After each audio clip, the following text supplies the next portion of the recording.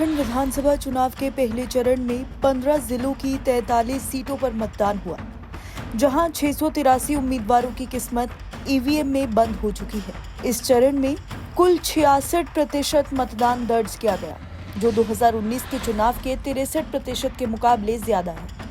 ग्रामीण क्षेत्रों में मतदान का जोश ज्यादा देखा गया, जबकि शहरी मतदाता अपेक्षाकृत कम सक्रिय रहे।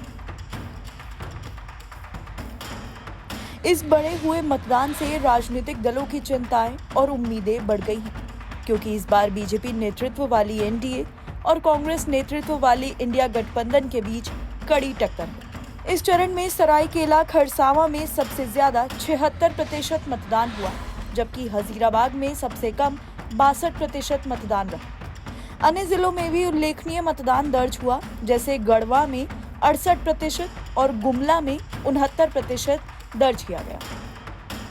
ग्रामीण और आदिवासी बहुल क्षेत्रों में उच्च मतदान दर ने राजनीतिक विश्लेषकों को मतदाताओं के रुझानों पर विचार करने पर मजबूर कर दिया है। झारखंड मुक्ति मोर्चा यानी जेएमएम का आधार ग्रामीण इलाकों में है, जबकि बीजेपी की पकड़ शहरी क्षेत्रों में है। लेकिन इस बार बीजेपी ने आदिवासी क्षेत्रों में विशेष ध्यान दिया है, जिससे इस बेल्ट में बढ़ा हुआ मतदान अप्रत्याशित परिणाम दे सकता है।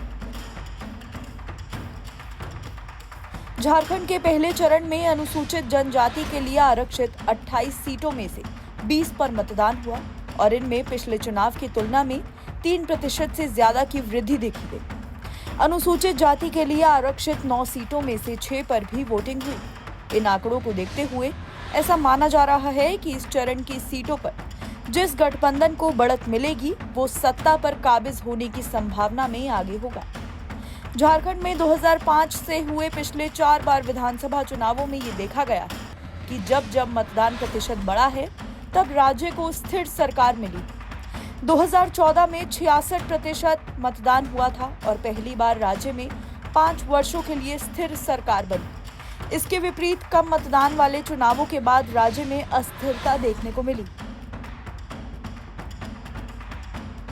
इस बार के मतदान ट्रेंड्स में भी यही उम्मीद जताई जा रही है कि यदि इसी उच्च मतदान दर का रुझान बरकरार रहा, तो झारखंड में स्थिर सरकार मिलने की संभावना प्रबल हो सकती है। पहले चरण की 43 सीटों पर प्रमुख दलों के उम्मीदवारों की स्थिति पर गौर करें तो जेएमएम के 23 और कांग्रेस के 17 उम्मीदवार मैदान में, जबकि आरजेडी ने 5 सीटों पर प्रत्याशी उतारे हैं।